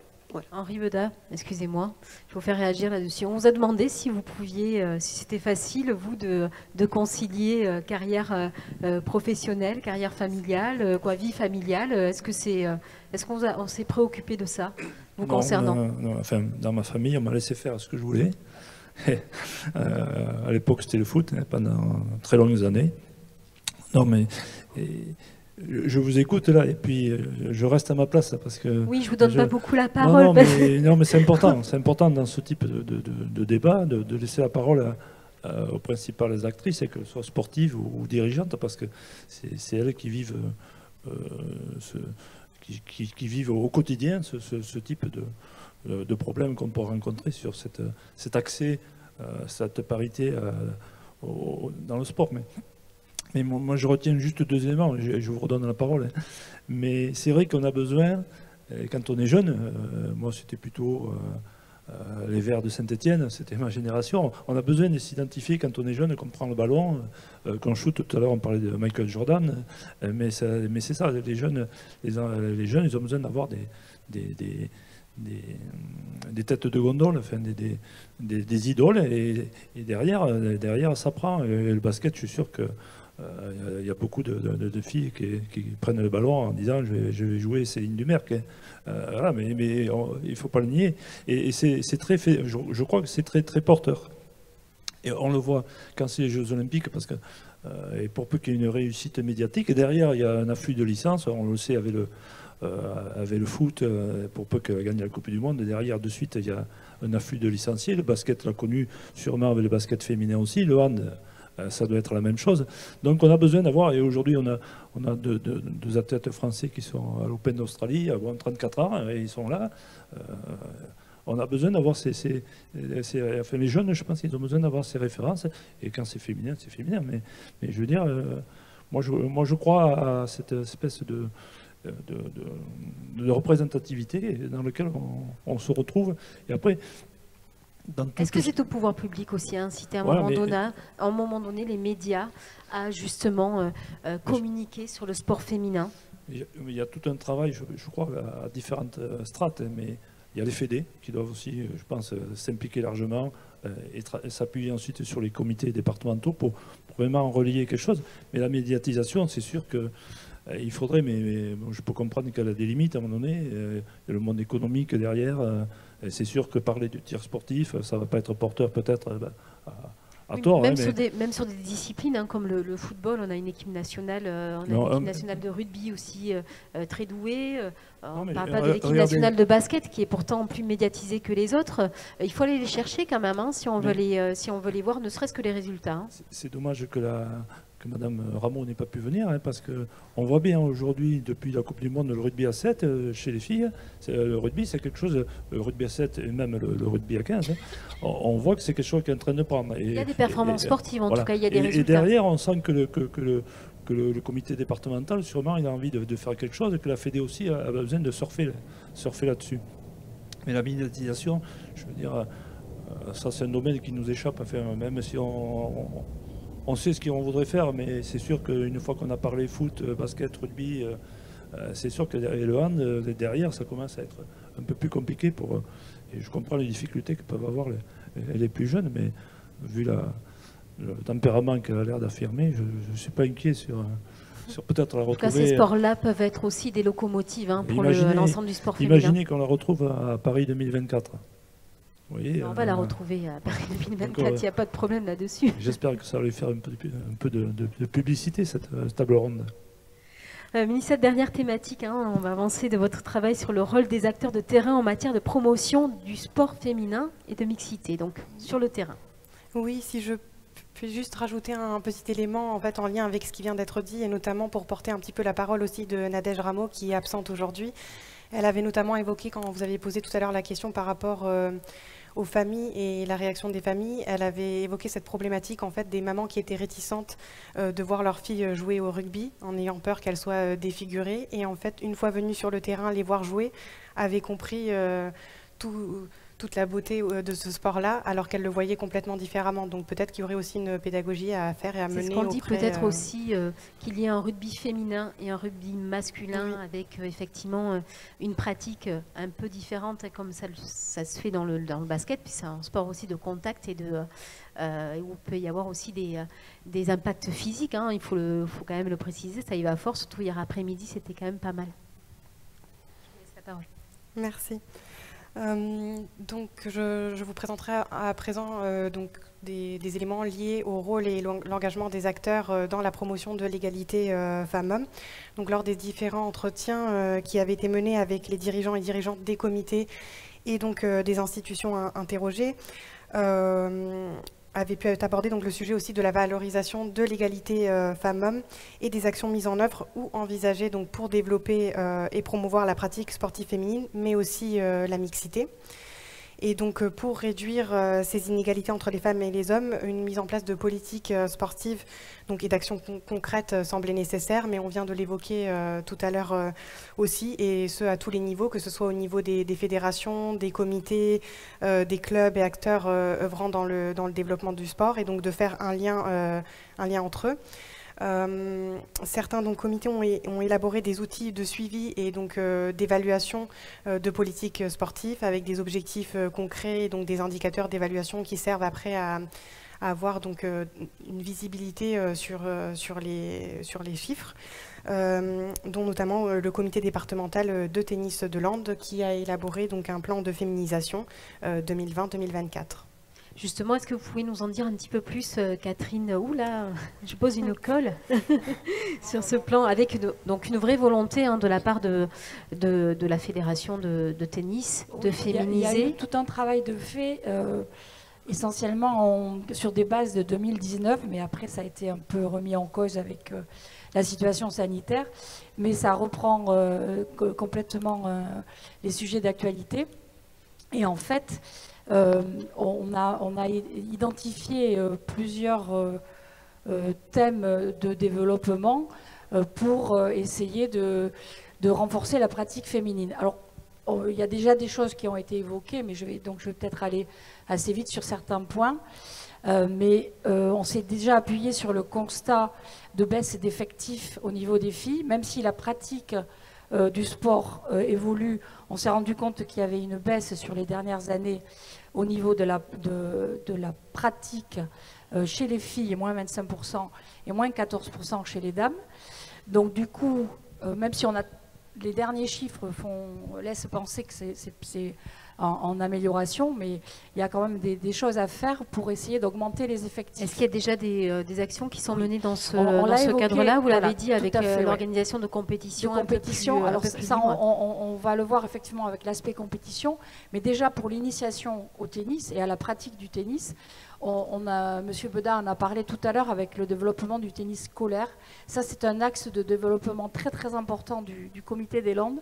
On a développé plein de programmes pour encourager l'initiation au tennis. Ça commence par des programmes en maternelle, des aides aux clubs pour faire des sessions de tennis dans les classes donc avec des éducateurs, des bénévoles qui interviennent dans les écoles, c'est très cadré. En général, c'est des professeurs, des moniteurs, des enseignants des clubs qui vont dans les écoles, où les enfants viennent dans les clubs pour des sessions particulières. Il y a un programme de classe tennis, un peu comme les classes de neige. C'est quelque chose qui est mis en place depuis 2 ans. Avec une accessibilité, parce que là aussi on n'en a pas parlé, une accessibilité au niveau du coût. Oui, là c'est le rôle du comité d'aider effectivement. Il y a une aide pour que les clubs aillent vers les programmes scolaires. Donc ça c'est notre rôle aussi au niveau du comité, d'accompagner ce développement. Voilà. Après il y a des journées. Mais ça, je pense que beaucoup de sports le font, parce qu'on s'est rendu compte qu'en fait, c'est pas spécifique, on va dire, à la pratique féminine, mais plus on fait découvrir tôt la pratique sportive à une enfant, plus elle aura envie de continuer et d'aller dans ce sens. Barbara, peut-être aussi aujourd'hui, dans la pratique notamment du basket en club, on le disait, il y a une forte baisse à la fin de l'adolescence. Est-ce que c'est aussi parce qu'il y a une ouverture aussi à la pratique libre, on met ses tennis, on va courir. Pour une femme, c'est peut-être plus simple, on va à la salle de sport. Oui, je pense que, comme je l'évoquais tout à l'heure, je pense qu'il y a plusieurs raisons à cet abandon, on va dire, du basket. Alors, puisque je vais parler du basket, arrivé à un certain âge, je pense qu'il y a en effet la volonté d'avoir moins de contraintes. Je pense également que c'est un peu ce qui s'est dit tout à l'heure, c'est que finalement, à une fille, on va lui dire, arrivé à un certain âge, il faut faire un choix. Il y a les études, il y a les copines, mais tu ne vas pas pouvoir faire de longues études ou être brillante dans tes études si en plus tu continues en sport contraignant avec des entraînements. Ce qui est totalement faux, me concernant, ça l'a été en tout cas, mais on va mettre très rapidement des barrières et puis on va estimer que pour un garçon, le sport reste essentiel parce qu'il faut qu'il bouge, parce qu'un garçon, il faut qu'il bouge le week-end, il faut qu'il aille voir ses copains, et puis la fille, il faut qu'elle bouge un peu moins, à la rigueur, elle peut aller se promener, mais il va falloir qu'elle fasse ses devoirs. On est vraiment, alors là, dans du coup quelque chose de social et familial bien plus compliqué, même si évidemment je caricature et c'est pas ma volonté de caricaturer, mais j'essaie de trouver une explication qui est tellement généralisée que je ne peux qu'induire que ce soit familial et sociétal. Je ne verrai pas d'autres raisons. On n'a pas ça dans nos gènes féminins, je vais dire. Anaïk, on parlait aussi de la difficulté de pratiquer le sport parce que manque d'équipement. C'est ce qui se passe aussi dans votre sport, avec effectivement peu de clubs, peu d'équipements pour la pratique. Alors, c'est vrai que dans le sud, on a très peu d'installations. On est 3 clubs vraiment discipline olympique dans le tir. Après, quand on remonte sur le nord, il y en a déjà un peu plus. Mais c'est vrai que nous, financièrement, ça peut aussi induire les gens à partir, à arrêter. Parce que quand il faut commencer à acheter le matériel, c'est là où souvent les parents ils font ouais, on verra quand on aura des sous, hein, parce que bon, voilà, l'achat d'une arme, quand on connaît le prix, il faut mettre le prix. Même si on prend le bas de gamme, ça reste quand même une somme. Et bon, moi c'est vrai que je suis pistolière, donc on a moins de matériel qu'un carabinier. Il y a tout ce qui est... Moins cher, c'est ça? Ou non, le pistolet, ça coûte moins cher qu'un carabinier, ça c'est sûr. C'est-à-dire, pouvez-nous juste un ordre de prix, peut-être que ça intéresse. Par exemple, si je devais donner le prix d'une seule arme que j'ai, c'est approximativement 2000 €. J'en ai 4. Ok, on voit un petit peu le coût effectivement de l'équipement. Et justement, peut-être Henri Boda, vous pouvez intervenir sur ce sujet-là, sur les équipements et les infrastructures aussi pour accueillir la pratique du sport. On fait dans nos villages landais, on fait le sport qu'il y a dans le village, donc la plupart du temps du basket ou du tennis. Là aussi, il y a peut-être effectivement une piste de travail et de politique à avoir sur ce sujet-là. Quelquefois, il y a les deux à la fois. Il y a le tennis et le basket qui cohabitent dans les petits villages. Et souvent, c'est pas simple non plus pour trouver les créneaux horaires. Je parle en convaincu, je connais le dossier. Et effectivement, aujourd'hui, le département, il a pour vocation effectivement d'encourager la pratique sportive. Et dans ce cadre, effectivement, il met la main à la pâte lorsqu'il y a des projets structurants. Bon, il le fait déjà naturellement lorsqu'il s'agit de construire un gymnase dans un collège, où il apporte sa pierre à l'édifice, enfin, en tout cas une subvention conséquente. Et ensuite, sur des grands projets, comme ici, en participant au parquet ou aux tribunes, ou sur le sport professionnel, sur les tribunes de la rénovation du stade Guy Boniface. Aujourd'hui, on est en réflexion pour relancer une aide. Les équipements dans les collèges aussi. Une aide aux équipements dans les communes. Voir un peu. On avait abandonné cette pratique, je dirais, dans la mesure où moult salles avaient vu le jour un peu partout. On arrive maintenant à un stade où toutes les communes ont besoin de rénover, de mettre aux normes. Et donc, je pense que les élus vont se pencher sur cette question assez rapidement. En tout cas, peut-être pas ce budget-là, mais le budget prochain. Et sur les gymnases, chaque collège, on a 40 collèges, vous le savez, il y a un gymnase à chaque fois qui est construit avec le collège, et qui dit gymnase dit cohabitation entre le sport scolaire, on va dire, dans la journée, et le soir, la mise à disposition du gymnase pour les filles, et les garçons, que ce soit pour, bien sûr, le hand ou le basket. Mais tout ça, ce sont des choses qui fonctionnent, mais qu'on a besoin toujours comment dirais-je, de surveiller pour être au plus près des on dit des fois que les politiques sont éloignés de l'actualité, mais là, on essaye de faire en sorte de coller à la réalité, de pouvoir aider. Alors je dis, on a un passage compliqué là depuis 2 ans au niveau sanitaire, qui met en difficulté les clubs. Il ne faut pas le nier, que certains comités ont perdu des licenciés, sûrement. Ils les retrouvent maintenant. En tout cas, des bénévoles aussi ont dû peut-être quelquefois, je vois madame... Ce qui met en difficulté. Oui, qui met en difficulté. Parce se détournent, vont ailleurs. En tout cas, on est resté, nous, département, à l'écoute de ces difficultés. Et on a mis en place un fonds un fonds destiné aux associations sportives pour qu'elles passent ce cap. Alors on arrive un petit peu sur la fin de cette conférence, Barbara.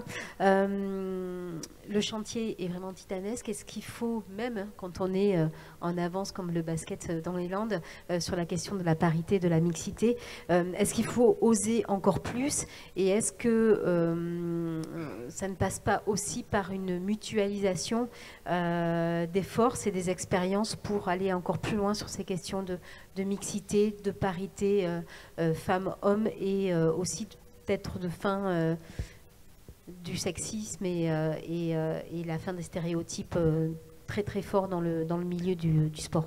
Oui, je pense en effet qu'il y a des stéréotypes qui sont très importants dans le sport à quelque niveau que ce soit. Si je devais prendre l'exemple de la gouvernance, les statistiques qui ont été finalement collectées sont éloquentes. Je ne m'en étais même pas rendu compte à quel point c'est dominé finalement par la présidence masculine à tous les niveaux. Il y a un véritable plafond de verre. Je sais qu'au niveau politique, c'est passé par imposer des quotas. Je sais que notre ministre des Sports, alors tout à l'heure on a évoqué, on a une ministre des Sports, on a également une présidente du CNOSF, c'est pas rien puisqu'on est le mandat des JO, donc c'est également un geste fort et une désignation très forte. C'est-à-dire qu'il faut briser ce plafond de verre, à mon avis. Je sais que dans le sport, du coup, notre ministre a prévu de mettre une parité comme on l'a fait en politique, c'est-à-dire du 50-50. Donc maintenant, que ce soit de l'imposer, que ce soit comité, fédé, club, ça je ne sais pas trop, mais au moins au niveau ligue et au niveau fédé.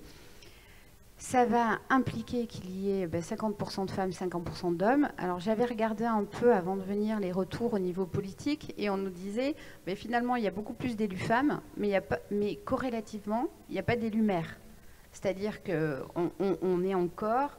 Il y a encore le plafond de verre, on commence à le briser, mais pour le casser, c'est toujours très compliqué. C'est-à-dire qu'on va faire une parité, mais la secrétaire sera toujours une dame. Mais pour le poste suprême, c'est-à-dire le poste de chef, on ne le donne pas aux femmes. Oui, c'est ça. Mais à mon avis, c'est le seul moyen, parce que changer les mentalités, on va y arriver, mais c'est tellement long, qu'il faut toujours finalement des lois de discrimination positive. Alors on peut les regretter à quelque niveau que ce soit, mais ça me semble aujourd'hui nécessaire pour justement bouger les lignes. Le constat, il est là. Catherine, vous êtes d'accord avec ce que dit Barbara? Complètement, c'est ce qu'on a évoqué tout à l'heure, c'est faire bouger les mentalités et mettre en avant peut-être aussi les spécificités des femmes dirigeantes, parce qu'on a peut-être aussi une autre façon, on parlait tout à l'heure de façon collégiale. Je crois que c'est toi qui le disais tout à l'heure. Je pense que c'est une notion très très importante dans la direction d'une structure, parce qu'en fait on a l'habitude de pas faire les choses tout seul, et c'est très très important. Et là je pense que les femmes peuvent beaucoup apporter. En tout cas, se mutualiser, aussi briser la barrière des sports collectifs, sports individuels, aller chercher peut-être effectivement la promotion de sports plus confidentiels où la féminisation est du coup moins évidente, encore plus. Mais je suis convaincue que le rôle des instances, que ce soit les comités ou autres, ont un travail important à faire vis-à-vis des clubs et des structures d'accueil des joueurs, des joueuses, quelles que soient les disciplines. Il faut trouver des moyens d'action pour mettre des choses en place et faire ces choses-là avec les clubs. Nous, c'est le plan de féminisation que l'on a prévu au niveau vous proposez, vous l'avez dit, des formations aussi. Je veux dire, c'est aider les clubs à mettre en place certaines actions. C'est pas dire on aimerait que ça soit comme ça, mais on va favoriser certaines actions dans les clubs. Et le programme que nous avons prévu, c'est de déterminer quelques clubs pilotes qui vont être associés à ce plan de féminisation dans les Landes. Et comme ça se fera sur le terrain et avec les gens en place. Voilà. Céline, quand on est un peu le porte-drapeau de son sport, qu'on a de la chance, vous l'avez dit, d'être médiatisé, est-ce qu'il est nécessaire de porter une parole, et notamment aussi une parole j'allais dire, de prévention pour les femmes, en disant que le sport, c'est important aussi pour leur santé, c'est important aussi pour leur fonction sociale et sociétale? Oui, bien sûr que c'est important. Je pense qu'on ne peut pas non plus tout demander et puis rester dans son coin en disant moi je prends que le bénéfice. Non, on se doit aussi de porter la parole en disant, en montrant que c'est possible, qu'on peut y arriver, que voilà, avoir un discours positif. Après, on n'a pas un long parcours tout simple. Ça peut être compliqué, on peut être confronté à des moments un petit peu plus difficiles dans une carrière, mais en même temps, voilà, on peut aussi en tant que femme réussir son sport professionnel, amateur. On peut prendre énormément de plaisir et concilier plein de choses à la fois. Porter des messages de prévention, santé aussi. Je pense que c'est important aussi de dire aux femmes que c'est important de pratiquer une activité sportive, quelle qu'elle soit, et quel que soit le niveau. Voilà, je pense que c'est aussi important de le dire. Je me tourne donc vers Adeline et Vincent pour savoir s'il y a des questions des internautes. Oui, vous m'entendez bien? Oui, on a une petite question, c'est pour l'ensemble des intervenantes, en fait c'est un peu par rapport à la symbolique de la journée internationale. C'est pourquoi c'était important pour nos intervenantes ce matin d'être présentes et justement de témoigner pour l'ensemble des personnes qui nous regardent sur cette thématique particulière. Anaïk, sur cette question-là, justement, on vous demande pourquoi c'était important d'intervenir pour vous ce matin. Alors pour moi, c'était important d'être présente ce matin. D'une part pour parler de mon sport, qui est très peu médiatisé, donc ça fait aussi un peu de pub. Mais aussi pour montrer que même si on est une femme, on a notre place au sein du sport et que malheureusement, il faut qu'on se batte pour l'avoir. Céline, vous êtes très sollicitée, vous avez accepté d'être parmi nous ce matin. Hein. Oui, pour les mêmes raisons. C'est vrai que pour dire que c'est possible, pour montrer qu'on peut réussir, pour montrer que... voilà, donner l'image. On est une image aussi peut-être de réussite, mais en même temps avoir quand même une parole pour dire que c'est pas simple, que c'est pas tout rose, c'est pas tout beau. On se bat, on rencontre aussi des petits des petits problèmes et des petits... mais en même temps, voilà, on peut réussir, on peut comment? On peut faire avancer les choses. Exactement. Et il faut être là et il faut aider à faire avancer les choses aussi. Catherine aussi, c'est donc important de montrer que les femmes, avec notamment Barbara, peuvent avoir des rôles clés décisionnels complètement dans les instances sportives. Je dirais par rapport à Céline, c'est la valeur d'exemple aussi, qui est importante, d'autant plus dans des disciplines qui marchent et qui se voient. Après, montrer qu'être dirigeant, on y arrive, pour moi, ça paraît... On ne devrait même pas se poser la question. Voilà. C'est peut-être montrer les chiffres. En tout cas, ce que disait Barbara, les chiffres sont éloquents. Oui, tout à fait. Donc, pour moi, je rejoins finalement ce qu'a dit Céline, ce que dit tout le monde. C'était la volonté de venir aujourd'hui et de dire on ne devrait même pas avoir cette conférence, en fait. Si on se contentait de regarder les qualités de chacun, on serait tous non-genrés. Et ou du moins on réfléchirait pas pour savoir si on est mieux parce qu'on est un homme ou si on est moins bien parce qu'on est une femme ou vice versa. Hein. Il n'y a pas de féminisme dans mon propos, loin de là. Hein. C'est ce que j'ai toujours dit lorsque j'ai été élue, c'était de me dire c'est pas parce que je suis une femme que je serai mieux ou que je serai moins bien. C'est est-ce que je serai une bonne dirigeante? Ça, ce sera mes qualités professionnelles et voilà, uniquement. En tout cas, on a l'impression qu'effectivement, les stéréotypes, ils sont là et ils sont compliqués à briser. Est-ce qu'il y a d'autres questions des internautes, peut-être? Oui, on avait également un commentaire, question, c'est-à-dire qu'on a vu qu'il y avait des intervenants qui étaient très intéressés par la question. Est-ce que vous pensez que dans les Landes, les acteurs du terrain sportif en fait, sont prêts à enclencher un peu ces changements et vraiment porter fortement cette question de l'égalité femmes-hommes? On a l'impression effectivement que c'est le cas sur notre plateau. Donc, est-ce qu'il faut encore plus de volonté des personnes sur le terrain? Je pense qu'il faut, il faut impulser les choses. C'est une instance fédérale ou au niveau d'une ligue ou au niveau d'un comité va pouvoir donner des cadres pour les choses, mais ça ne se fera que sur le terrain. C'est ce que je disais tout à l'heure, quand je dis l'action, elle va se faire avec les clubs et les personnes, mais on doit les insuffler. Et c'est exactement ce qui est fait dans beaucoup de fédérations aujourd'hui, où on a intégré cette dynamique-là dans les programmes d'action des années à venir. Des actions locales qui peuvent être aussi soutenues par notamment des équipes nationales qui viennent aussi sur le terrain à la rencontre justement des pratiquantes sportives. C'est le cas, Céline. C'est important d'aller, de se déplacer, d'aller à la rencontre de ces jeunes pratiquantes quand on est une équipe de France. Oui, on voit toujours des moments très important quand il y a des échanges comme ça avec les équipes nationales, avec des joueuses professionnelles. On le voit hier après-midi, après le match de Basketland, les jeunes filles qui restent pour demander des autographes, qui ont cette accessibilité avec les joueuses pro qu'elles regardent, qu'elles viennent de voir sur le terrain. Elles ont envie de devenir les futures basketteuses et d'avoir cette proximité, c'est important parce qu'on a été là aussi un jour, on a été ces petites filles-là. Donc il faut avoir ce retour-là aussi. Et ça fait du bien aux instances dirigeantes aussi locales. Disons que ça insuffle aussi une motivation. Oui, complètement, mais je pense qu'aussi en tant qu'acteur comme ça sur le terrain, il faut se rendre compte de l'importance que ça a, de prendre 5 minutes à discuter avec une petite fille qui commence le basket.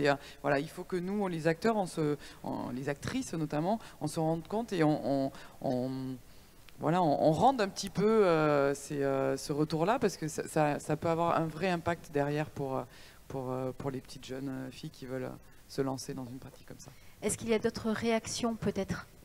Alors, pas d'autres questions, mais en tout cas, on a reçu beaucoup de commentaires positifs. Céline, un dernier mot, on va conclure. Qu'est-ce que vous voulez dire à toutes les petites filles que vous pouvez croiser tous les jours? Simplement alors j'aime pas trop dire de croire en leurs rêves parce que moi j'avais pas de rêve en fait quand j'ai commencé. J'avais juste envie j'avais envie de m'amuser, j'avais envie de prendre du plaisir sur un terrain. Peu importe, j'ai fait faire du tennis et puis j'ai fait du basket. Mais ce que j'ai envie de dire, c'est faites-vous plaisir, vous êtes là pour vous amuser, vous êtes là pour... Et vous êtes capable de tout faire. Ne pensez jamais que parce que vous êtes une fille, vous allez moins bien y arriver. Non, faites-le parce que vous avez envie de le faire, parce que vous prenez du plaisir, parce qu'effectivement, on a parlé aussi de côté collégial. On est à plusieurs. Alors moi, je fais un sport collectif, du coup, c'est plus simple. Mais quand on est à plusieurs et on peut aller loin, on peut prendre énormément de plaisir, peu importe le niveau, qu'on finisse amateur ou professionnel. C'est pas ça qui importe. C'est vraiment sur l'instant, croire qu'on peut faire des choses bien, peu importe le niveau que l'on fait. Donc tout simplement, allez-y, faites-vous plaisir et gardez le sourire parce que c'est important aussi. Et oser dans la pratique, Anaïque, surtout ne pas se limiter à c'est un sport d'homme, c'est un sport de femme. Allez dans les forums d'association, allez découvrir. C'est ce que vous avez envie de dire aux petites filles? Oui, tout à fait. Voilà, si on a envie de faire un sport, il faut y aller, il ne faut pas se priver et vraiment prendre plaisir à pratiquer ce sport. Pour moi, c'est le plus important. Moi, si je ne prends pas de plaisir, je sais pas, je pense que j'arrêterai. Et pas se limiter, pas se dire c'est pas fait pour une femme, c'est voilà. Jamais. Jamais. Jamais. C'est pas parce que c'est un sport masculin qu'une femme ne peut pas y aller. Et j'en suis peut-être la preuve aujourd'hui. Mais voilà, j'ai décidé de faire ce sport parce que c'était un sport qui me plaisait. Et où, voilà, chaque jour, à chaque entraînement que je fais, donc quotidien actuellement, j'y prends plaisir. Donc pendant 2 heures, je suis sur mon stand de tir et je prends plaisir à m'entraîner, à faire les compétitions qui durent des fois tout un week-end, 10 jours quand je pars à l'étranger. Voyager. Voilà. Peut-être aller jusqu'au JO, le rêve absolu. Je l'espère, je travaille pour, donc... J'espère en tout cas. Et faire une carrière dans le sport aussi, parce que je rappelle que vous êtes étudiante donc en STAPS, c'est qu'il y a des dizaines de métiers qui s'ouvrent aujourd'hui dans le milieu sportif professionnel, donc c'est accessible évidemment aux femmes. Madame Salima Sensou, conseillère départementale chargée des questions d'égalité hommes-femmes, la parole est à vous pour clôturer cette conférence. Merci beaucoup. Juste avant de clôturer cette conférence, revenir sur le fait de faire découvrir des sports à tout le monde, enfin des sports souvent, voilà, on va dire le foot, le rugby pour les garçons et d'autres sports accessibles, populaires, mais faire découvrir des sports un petit peu moins connus à tout le public. L'UNSS le fait et le fait très très bien. Juste un petit exemple positif, cette année sur les quartiers, on participe au drop de béton et pour la première fois les jeunes filles ont voulu faire une petite équipe de filles.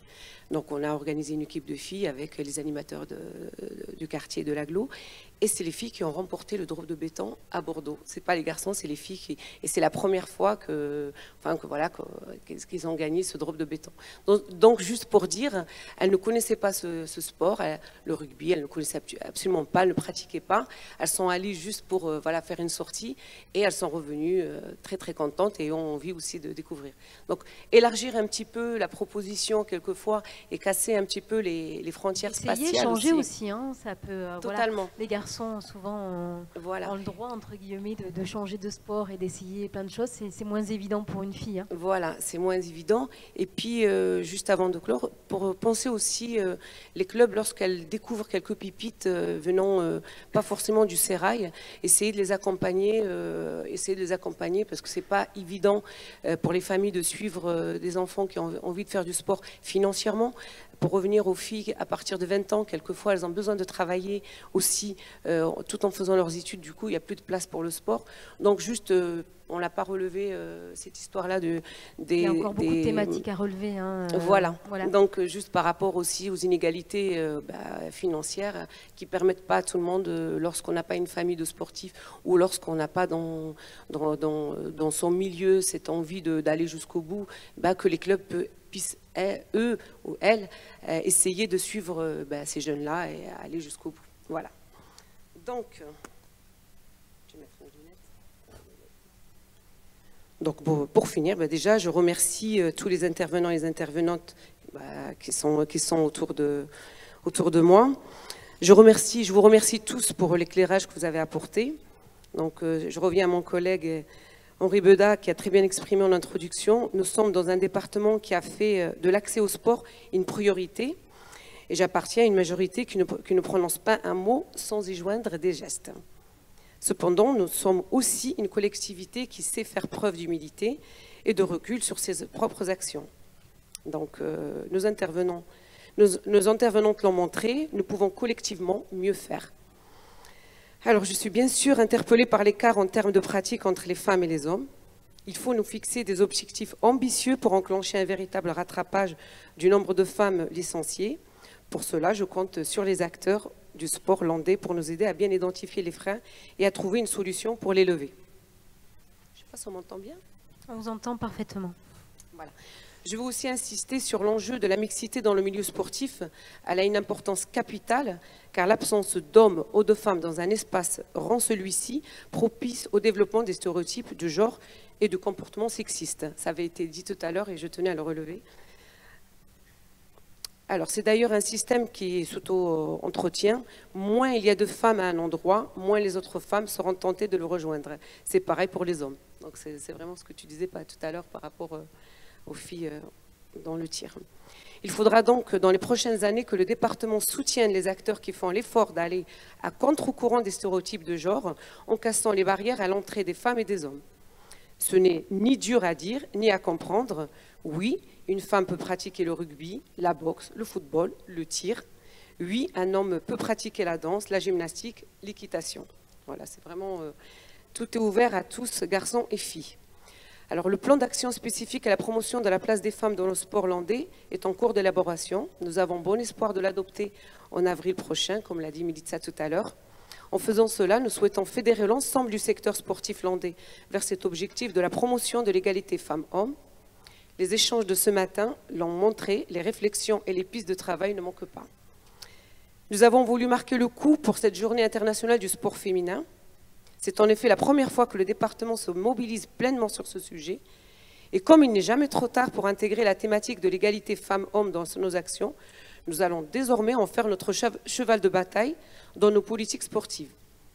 J'invite donc tous les acteurs du sport landais qui souhaitent s'impliquer dans ce projet de progrès humain à prendre contact avec nous, à nous faire part de leurs idées et de leur engagement. Vraiment, si nous avons fait cette table ronde ce matin et que nous l'avons médiatisée, c'est que nous sommes ouverts à toutes les propositions qui vont venir, à la fois des sportifs, des clubs et de tout le monde en fait. À tous les acteurs du monde sportif, je vous donne rendez-vous dans le courant de l'année 2022 pour porter haut avec nous le sujet de la place des femmes dans le sport landais. Prenons également date pour reproduire cet événement l'année prochaine avec, je l'espère, déjà de nouvelles avancées concrètes et tangibles. Merci à toutes et à tous. Merci Madame Zinsou. Je voudrais remercier chaleureusement toutes les participantes donc, à cette table ronde. Merci Monsieur Beda, quand même, hein. le seul participant.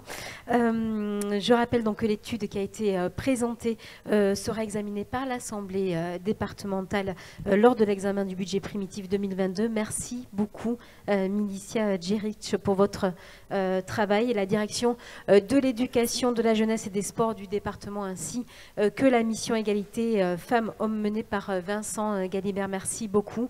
Merci aux internautes évidemment d'avoir suivi cette conférence depuis le site internet du département et des Landes. Et vous allez pouvoir évidemment revisionner les débats de ce matin et retrouver tous les futurs rendez-vous en lien avec cette grande cause de la place des femmes dans le sport. Profitons de cette journée internationale du sport féminin. Je vous remercie chaleureusement de nous avoir suivis ce matin. Merci beaucoup.